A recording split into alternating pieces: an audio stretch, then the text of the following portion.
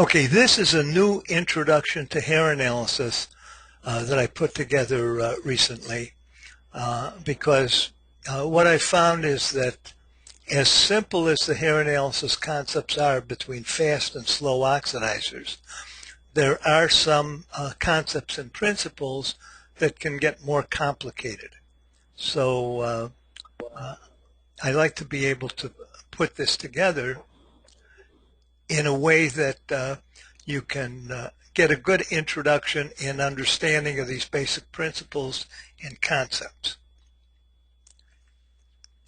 And this is essentially an educational health program. It's not for diagnosing any psychological or medical problem. And I recommend if a person is interested in a diagnosis that they see a qualified health practitioner for a diagnosis.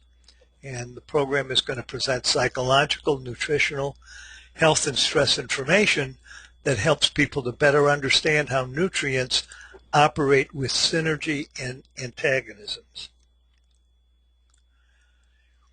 And in regard to the nutrient minerals that are measured in a hair mineral analysis, I like to quote Dr. Henry Schroeder, who many years ago made the statement that minerals are the spark plugs of life.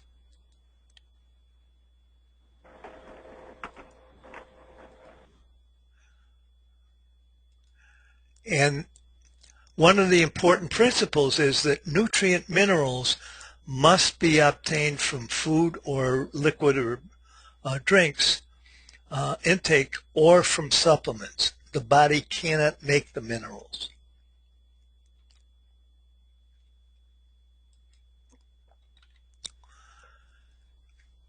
And hair mineral analysis really shows us how nutrient minerals that are measured in the hair analysis are related to stress and the impact of stress on our minds and body. And they do that by impacting the minerals that are measured in the hair analysis. So understanding how nutrient minerals relate to the stress response or the fight or flight response adds to our understanding of the nature of stress. And these hTMA patterns allow us to see how nutrients can help to regulate the stress response and reduce the risk for disease. And these hTMA patterns show us where a person's mind, body, and energy system is at. And these are some of the key factors related to hair tissue mineral analysis. First of all, there are two basic metabolic or oxidation types, fast or slow. And as you can see from the graphs, the mineral patterns of the fast and slow oxidizers are exactly the opposite. And hair analysis also relates to stress and magnesium deficiency. And magnesium deficiency is very clearly shown in the fast oxidizer. Na is sodium. So as stress intensifies, sodium goes up and magnesium goes down, producing a magnesium deficiency. That's one of the basic concepts and principles related to hair mineral analysis. Another basic concept relates estrogen to copper toxicity. And estrogen and copper both lower potassium, K, and raise calcium, producing a high ratio of calcium to potassium, Ca to K, which would be slowing of the thyroid gland and reducing the production of energy from activity of the thyroid gland. And then the additional thing that can be detected with a hair TMA are the toxic metals, lead, cadmium, aluminum, mercury, and so on. And the original hair mineral analysis research that produced such a breakthrough in understanding hair mineral patterns and applying them in nutritional science was done in Phoenix, starting in the mid-1970s when Dr. Pollack and Dr. David Watts began to work together and collaborate to figure out what these hair mineral patterns were all about. And what they did is they reduced the complex biochemical individuality to the two basic metabolic types, the fast and slow oxidizers. And Eck and Watts showed that the two basic metabolic types reflected in hair TMA data put nutrition on a sound scientific basis. It was a huge advance in scientific nutrition. And what they noted is that as a person's nutrient mineral system is restored to better balance, then the neuroendocrine system becomes more resilient and self-regulates. And the neuroendocrine system relates to the autonomic nervous system, the sympathetic and parasympathetic. And the endocrine system in the hair analysis focuses primarily on the activity of the adrenal glands that sit on the kidneys and the thyroid gland that's located in the throat. And these are two primary energy regulating glands. And the metabolic self-regulation improving supports better health. And this is what a balanced oxidizer would be ideally. Now on this graph and on this scale, the level 1 here represents the ideal level. So this would show all of these nutrient minerals ideally at the optimum level. And this determines optimum levels of the minerals as well as optimal ratios, like between Ca and Mg, calcium, magnesium, Na and K, sodium and potassium, and so forth. So this is an ideal which is rarely seen or achieved because these minerals are part of a dynamic system involving the nervous system and the endocrine glands, and it's constantly in flux. So this ideal hair mineral pattern is used as a reference to understand hair mineral patterns. So what is the importance of mineral balancing? Well, the hair mineral patterns showed Drs. Eck and Watts the extent of mineral balances. Instead of seeing a lot of very well balanced mineral patterns like this, they saw many more imbalanced patterns. And usually that related to different kinds of health problems, both mentally and physically. And they realized that balancing the minerals was the key to restoring health. And that was done by reducing the intensity of stress. Magnesium is the major mineral that's anti-stress and helps to reduce the intensity of stress, and raising energy levels by balancing the minerals. And one of the ways that they chose to illustrate approaches to balancing the minerals was to develop what they called mineral wheels. And these mineral wheels were designed by Drs. Eck and Watts to illustrate the synergy and the antagonism between nutrients. And the synergy and antagonism can involve vitamins that affect minerals and the minerals themselves, so that magnesium would relate to potassium, calcium, and you get a lot of effects of the minerals on the whole system. And they illustrated this with these mineral wheels. And the mineral wheels were helpful in choosing the appropriate nutrients related to the hair analysis in order to help a person restore better balances between their minerals. And this brings us back to the two basic metabolic or oxidation types, the fast and the slow. Now, Dr. Eck chose to use the ratio of calcium to potassium and sodium to magnesium to determine the oxidation type, whereas Dr. Watts eventually chose to use one ratio, calcium to phosphorus, Ca to P. So if calcium is lower than phosphorus, that indicates a fast oxidizer, as illustrated here. But if calcium is higher than phosphorus, that indicates a slow oxidizer that is represented by this pattern. One of the things that they learned early on in their work with hair mineral patterns was the connection between estrogen and copper. And what they found is that estrogen and copper contribute to calcification of the soft tissues and cells. And that was found with high hair analysis calcium levels, as in the slow oxidizer. And you also had the high calcium-potassium ratio.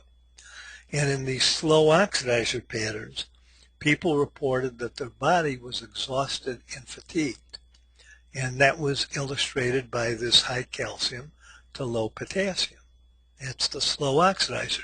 This high calcium is indicative of soft tissue calcification, not necessarily retaining adequate amounts of calcium in the bone.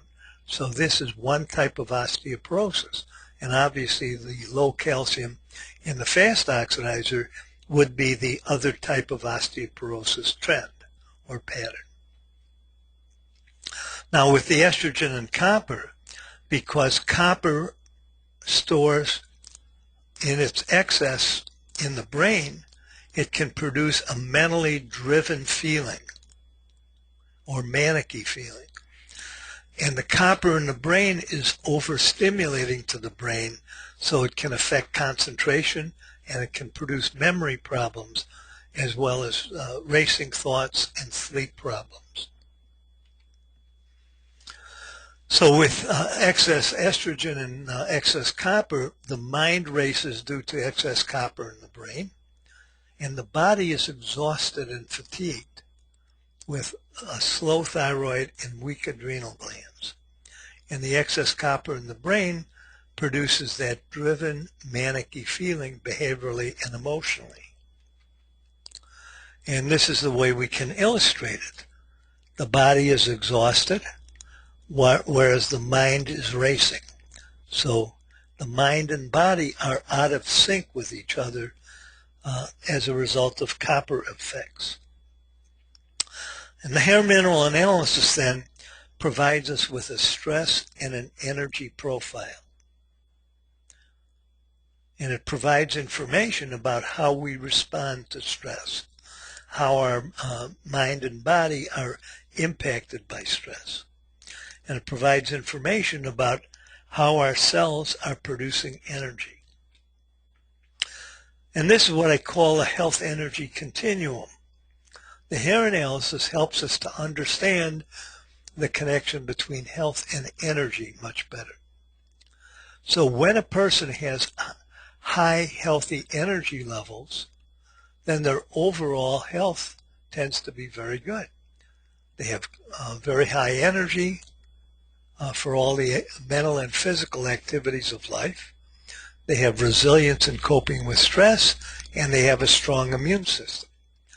But as their energy diminishes, their immune system weakens, and they're much more susceptible to developing disease. So this is what I call the health energy continuum.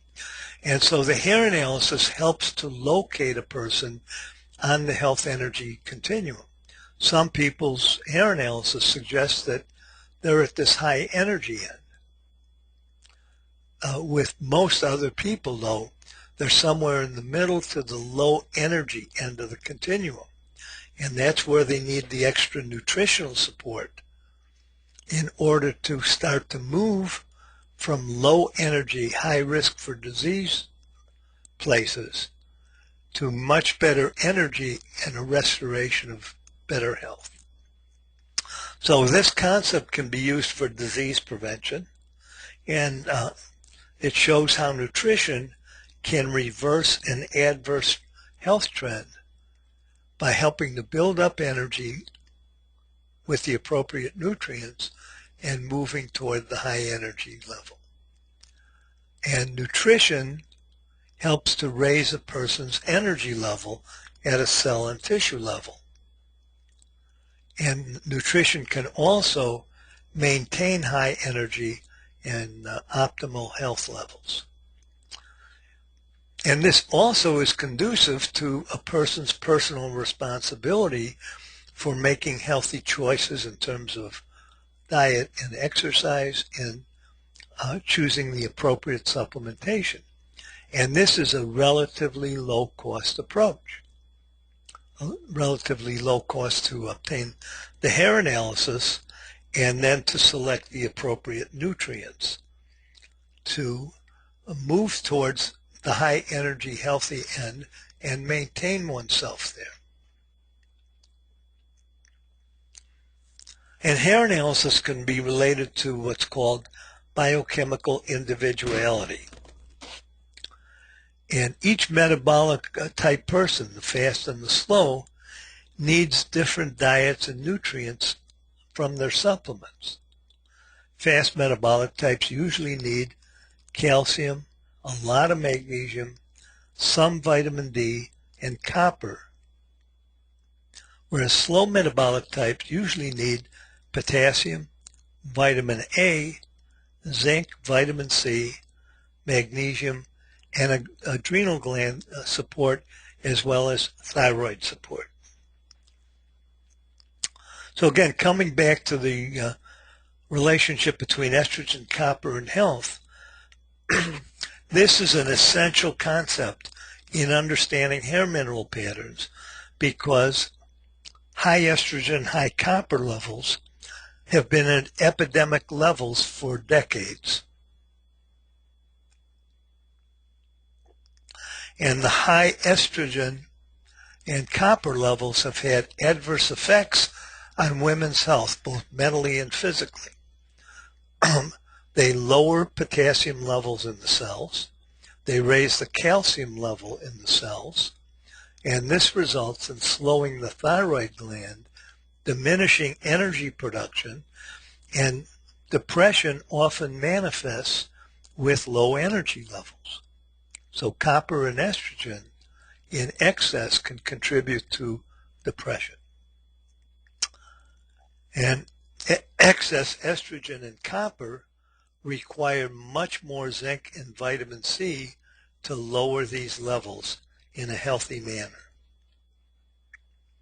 And this is what I call a pseudo-bipolar disorder. Today it seems like there are epidemic levels of so-called bipolar disorder. And I call it pseudo-bipolar disorder because a hair analysis shows that it really involves a high copper level. Cu is copper. The number 1 level here is the ideal level.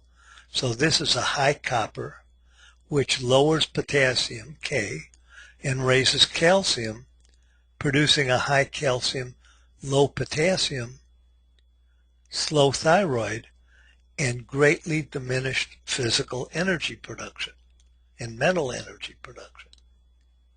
And it produces a low zinc-copper ratio. Here's zinc, copper is shown much higher here. So this is a pattern where the mind races and the person has a driven manic-y feeling.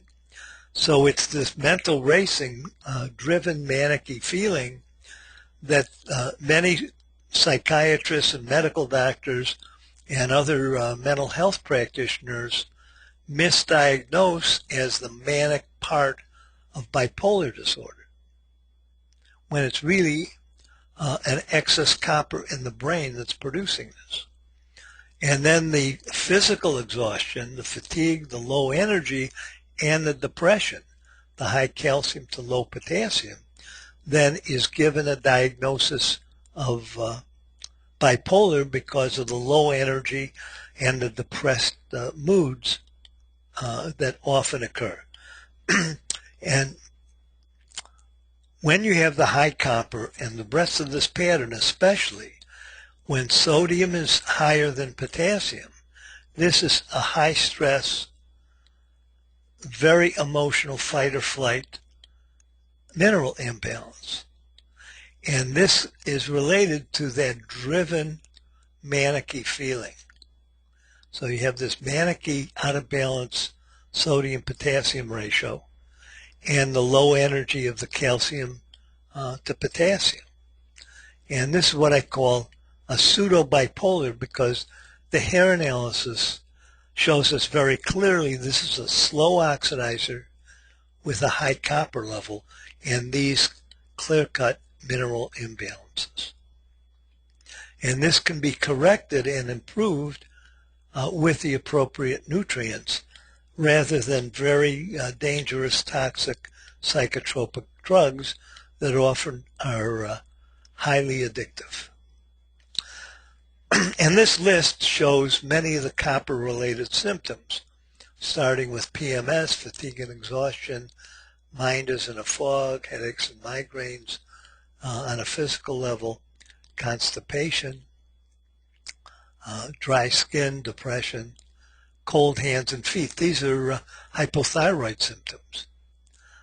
Sometimes the heart is racing and pounding, particularly when there's a magnesium deficiency present. Hypothyroid, obsessive thoughts, low blood pressure when sodium and potassium are low.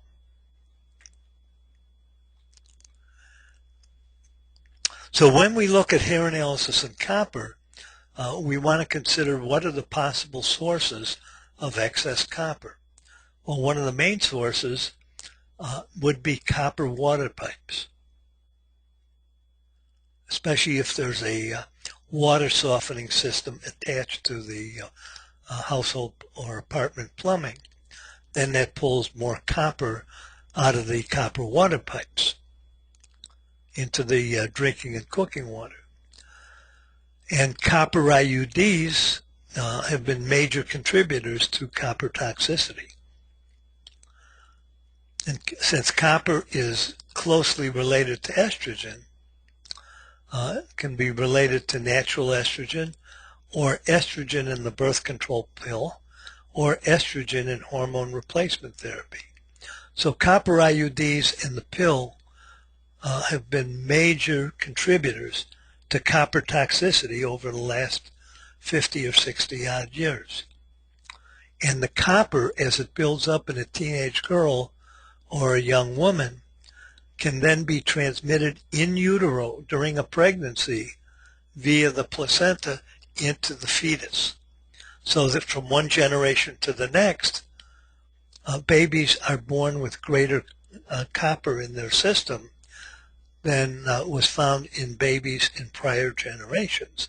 So generationally, the copper toxicity problem has become more epidemic, and it gets worse and worse with each succeeding generation.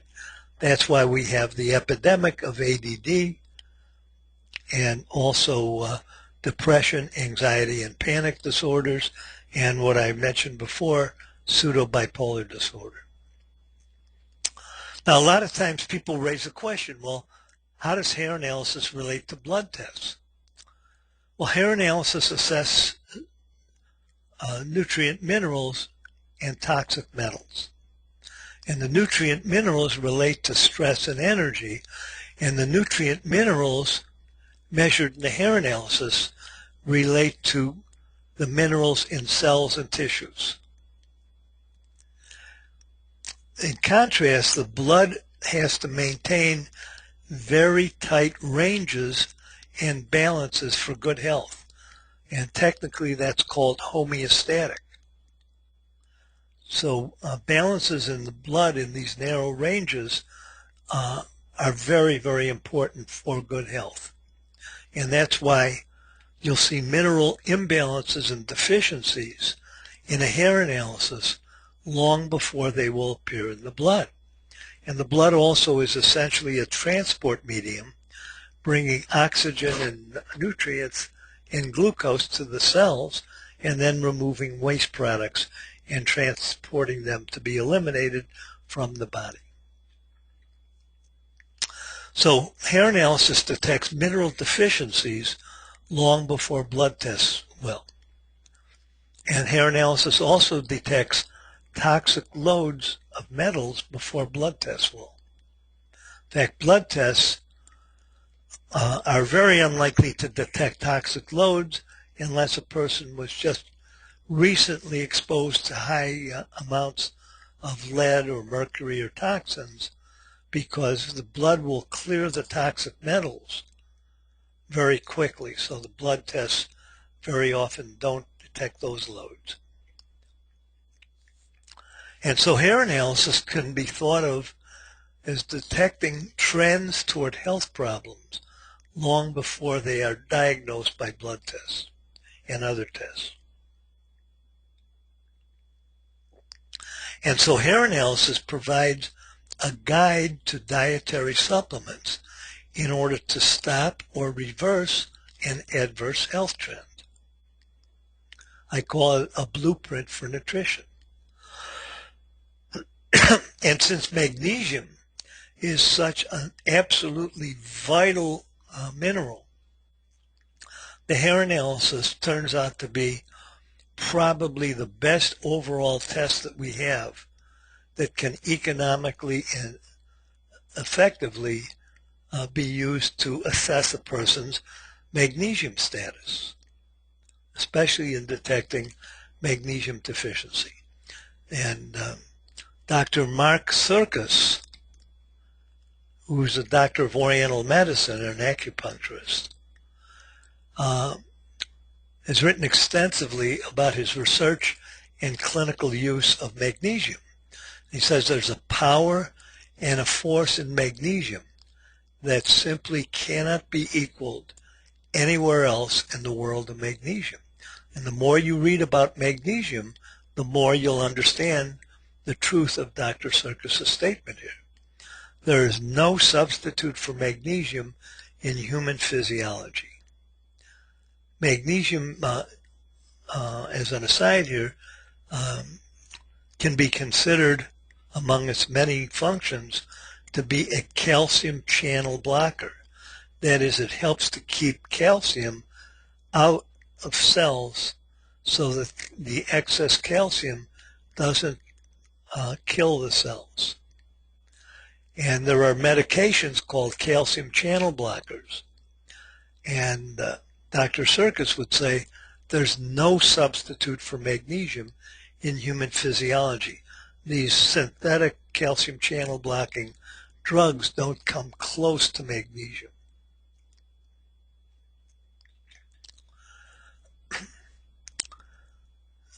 So it's easy to see a magnesium deficiency when we look at a fast oxidizer who has a very, very low magnesium as well as low calcium.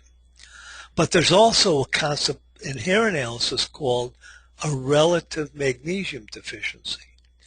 And if you're a slow oxidizer, you may have a magnesium level above the ideal. The ideal here is at 1. So you may have a magnesium showing above the ideal magnesium level. And you might think, well, I don't have a problem with a magnesium deficiency until you look at the ratio of calcium to magnesium. So if magnesium is low in relation to calcium, that produces a high calcium magnesium ratio. And that's what Dr. Watts at Trace Elements calls a relative magnesium deficiency. And this is often overlooked by a lot of practitioners of hair analysis and nutrition. And this type of a magnesium deficiency is usually found in the slow metabolic type, especially with a high copper level. Because a high copper will cause calcium to go way up over magnesium. But a relative magnesium deficiency or high calcium magnesium ratio can also occur in some fast metabolic types who have a high calcium magnesium ratio, even though the magnesium may be way, way down here. And we'll see an illustration of that. And one of the things that we know from stress research and hair analysis is there is a volatility of magnesium related to the stress response. Magnesium has to be quickly released from inside of cells in order to facilitate the body's automatic instantaneous stress response. And this volatility of magnesium facilitates the stress response. By moving out of cells so quickly, magnesium allows sodium to rise, which is the essence of the mineral change in the stress response. So the rise in sodium that's related to a loss of cellular magnesium accentuates the stress response. And that's why magnesium deficiency is at such epidemic levels, because of these dynamics and the volatility of magnesium in relation to the stress response. So this volatility of magnesium makes magnesium deficiency so common. And the more you become aware of the symptoms of magnesium deficiency, you'll become aware that it is epidemic. Many of the complaints health-wise that people make have to do with magnesium deficiency. Also, if you listen to television ads for different drugs and medications, the long list of symptoms and side effects related to the effects of a drug are essentially magnesium deficiency symptoms. In other words, the drugs and medications are contributing to magnesium deficiency. Now, an interesting psychological phenomenon and physiological phenomenon was described by a client of mine many years ago in my psychology practice back in the Chicago suburbs. And this very astute individual recognized that because of his mother's anger and fears and stress, that as a fetus he was marinated in utero in his mother's adrenaline during the stress of her pregnancy with him. And being marinated in his mother's adrenaline in utero made his system super sensitive to his own adrenaline and stress, to the point where he wound up having chronic severe magnesium deficiency. He was one of these individuals who has a hard time retaining magnesium, and it can be traced all the way back in utero. And so a high calcium magnesium ratio often occurs in these individuals. Now, there was a medical doctor at the University of California in Los Angeles, UCLA's medical school, who wrote extensively about calcium and magnesium and about the important role that magnesium plays. And he believed that it was important to have a high magnesium intake in order to enhance calcium absorption, whereas a high calcium intake blocks magnesium absorption. So he found that magnesium enhances calcium absorption and it increases ionized calcium in the blood serum, which then helps to promote proper, healthy calcium deposition in the bones. And magnesium then blocks calcium deposition in the soft tissue, which is what we see in a slow oxidizer with the high soft tissue calcification. But so many individuals, especially women, have been advised to take massive doses of calcium, and now adding in vitamin D, which don't really prevent osteoporosis because there's not enough magnesium to do the job.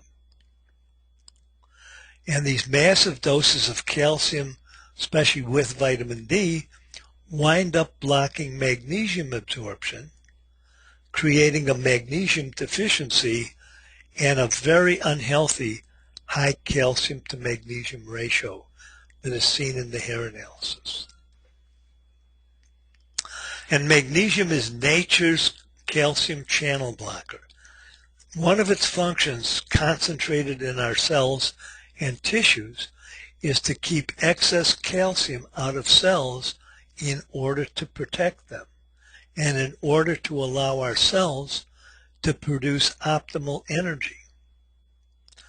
But with a magnesium deficiency and a high calcium-magnesium ratio, too much calcium gets into the cells, which blocks energy production, contributes to low energy, fatigue and exhaustion, and depression.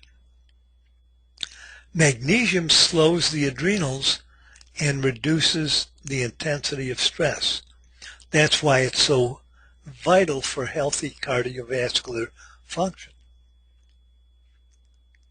And so magnesium is vital for heart rhythm regulation. And scientifically, it's known that magnesium and a compound called ATP, adenosine triphosphate, together they provide the energy and the power to the heart muscle and the heart cells. So if you have a deficiency of magnesium, the heart is not able to generate adequate amounts of energy to maintain a good steady rhythm and a powerful pumping action. Magnesium also helps regulate insulin release, helping to regulate blood sugar levels. And these factors help to account for why magnesium deficiency is a common deficiency related to blood sugar regulation problems and cardiovascular problems. It's known that these two types of problems are often highly correlated. Now, Drs. Eck and Watts, early on in their hair analysis research, designated the calcium-magnesium ratio as the blood sugar ratio. It's a vital ratio that helps to regulate insulin and blood sugar. The higher the ratio, the greater the deficiency of magnesium. Taking calcium and or vitamin D with this type of mineral pattern in imbalances can eventually be a health disaster, because partly it results in calcifying organs and tissues, and this includes calcifying the kidneys.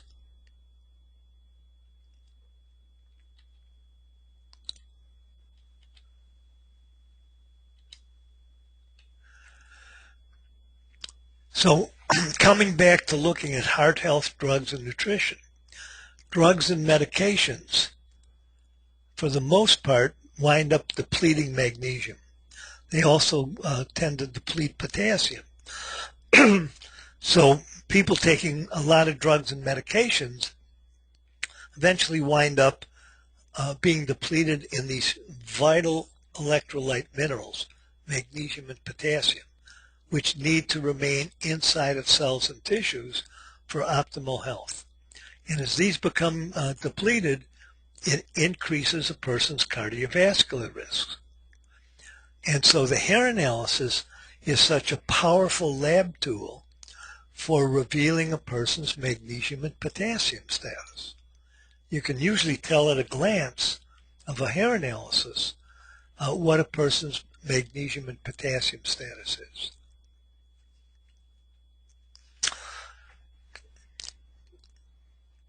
Intense stress depletes magnesium and zinc.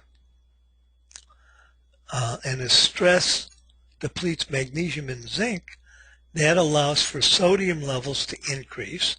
And with sodium levels increasing, that tends to be related to an increase in blood pressure, to excessively high blood pressure. And high sodium levels, especially sodium to potassium ratios, can be related to inflammation. And so a high calcium-magnesium ratio indicates magnesium deficiency that raises insulin levels and creates glucose regulation problems. First low blood sugar and then eventually diabetes. But it also increases the risk for muscle spasms. And the body, in its infinite wisdom, when you have a high calcium magnesium ratio, indicating a magnesium deficiency.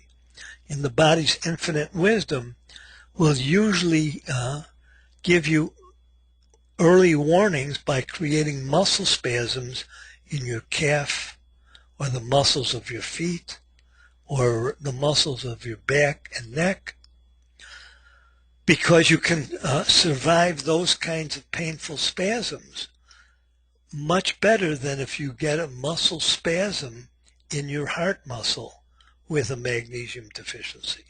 So these kinds of body muscle spasms are early warning signs to pay attention to your magnesium status.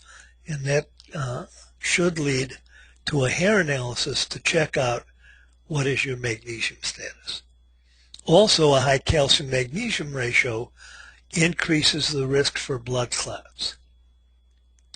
And early on with the birth control pill, it soon became clear that some women were at very high risk for blood clots taking the pill, because as the pill and the estrogen raised the calcium magnesium ratio, it increased the risk not only for muscle spasms and hypoglycemia, but also for dangerous blood clots. So here are some important messages to learn from this presentation.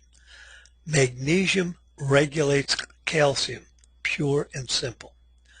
The calcium-magnesium ratio in America is at crisis levels. The calcium-magnesium ratio is much too high. Magnesium deficiency undermines health, mentally and physically. Magnesium deficiency is at an epidemic level worldwide, but especially in America. And excess calcium fuels this ratio, as does insufficient magnesium in the diet, lack of magnesium absorption and retention of magnesium. Most people do not need calcium supplementation. They get plenty of calcium in the diet, but usually not enough magnesium. So here are some of the major symptoms related to magnesium deficiency: tight spastic muscles, muscle twitches, unstable blood sugar, seizures and tremors, cardiac rhythm problems, high blood pressure, transient ischemic attack where you get a spasm of a brain artery, headaches, anxiety, depression, and alcoholism and addiction are closely related to magnesium deficiency and a high calcium magnesium ratio.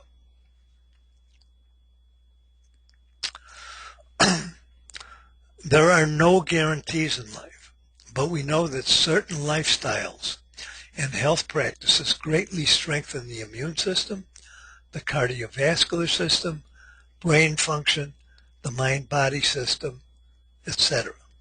And we can greatly enhance our chances of living a healthy, energetic, loving, and satisfying life for many, many decades, depending on the health choices we make. So to sum up, magnesium deficiency and high calcium magnesium ratios are very clearly shown in hair analyses. Calcium contracts muscles, magnesium relaxes them. So the balance is important for good muscle tone. A high calcium magnesium ratio leads to muscle spasms, tight tense muscles, an increase in insulin release, which will lower blood sugar levels, and it also increases heart attack risk from arterial spasms, and a high calcium magnesium ratio also increases the risk for kidney stones. Now this is an illustration of a hair analysis pattern illustrating extreme magnesium deficiency. And with this kind of pattern, where sodium is so high, Na is sodium, and magnesium is so critically low, here's the ideal level at 1. As soon as I see a pattern like this, I know a person is at a very high risk for a heart attack because of this extremely low magnesium level. So increased intensive stress could trigger a heart attack because stress will raise sodium higher and drop the magnesium even lower. So for example, the magnesium here was at 0.8. The ideal up here would have been 6. The calcium was at 14. The ideal calcium should have been up around 40 or 42.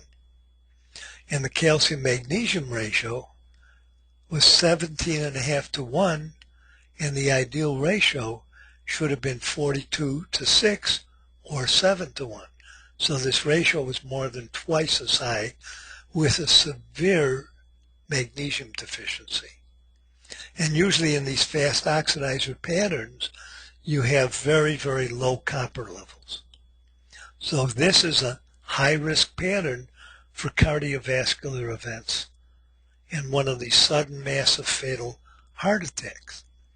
So when I see this, I recommend to a person, reduce your intensive exercise immediately until you start to build up enough magnesium. Marathon runners and other intensive exercise practitioners put themselves at grave risk with this. So when the hair TMA shows a very low magnesium level and or a very high calcium magnesium ratio, check the magnitude of the sodium potassium ratio. So here in this illustration, you see a very high sodium to a low potassium, which means that the stress this person is under is extreme, and that intensifies and raises their heart attack risk, because the slightest increase in stress crashes their magnesium even more. So with a high sodium potassium ratio, the heart attack risk is greatly increased because of intense stress. And I strongly advise the person to back off of intense aerobic exercise until their magnesium status is improved. And magnesium supplementation is urgently needed. And I'd like to add here that if a person like this is taking a lot of vitamin D, the vitamin D may help raise calcium, but that increases the calcium-magnesium ratio, which increases their heart attack risk, and it lowers potassium, which makes the sodium-potassium stress ratio even more out of balance and much more intense stress. Now, it's known that inflammation and heart health are closely related from current studies. And so we pay attention to the sodium-potassium ratio. The more sodium exceeds potassium in the hair analysis, the more intense stress is, and the more intense the inflammation is. Inflammation of joints, muscles, and arteries. And so the high sodium-potassium ratio, Na to K, indicates intense stress. And so you need anti-stress and anti-inflammatory nutrients to reduce the magnitude of this high sodium potassium. Magnesium will help lower the sodium. Potassium will help close the gap between sodium and potassium. And the zinc will help to retain both magnesium and potassium in the cells and tissues. So to sum up, a hair tissue mineral analysis reflects cell and tissue mineral reserves. And the major ones would be magnesium, which is nature's tranquilizing mineral, and nature's calcium channel blocker to protect the health of cells and tissues. Potassium needs to be at adequate levels. And assessing copper is very, very important, because too much copper can throw off magnesium and potassium. So the hair analysis is especially good for assessing a person's magnesium status, particularly in relation to stress, because stress depletes magnesium, and especially good for assessing a person's copper status, excess copper stored in the brain and the liver, so that people with excess copper have both psychological and physical problems. And a copper deficiency, on the other hand, also increases the risk for cardiovascular problems, including stroke and aneurysms. The copper deficiency usually is seen in the fast oxidizer. And that's why fast oxidizers are also highly susceptible to strokes and aneurysms, which are breakdowns in the integrity of the arteries. And so here are some questions related to hair analysis. What's your metabolic type? Are you fast or slow? What's your magnesium status? Is it low, or is it normal or high? What's your copper status? Is it high or low? What's your toxic metal status? And we can also add in, what is your stress status, your sodium to potassium ratio?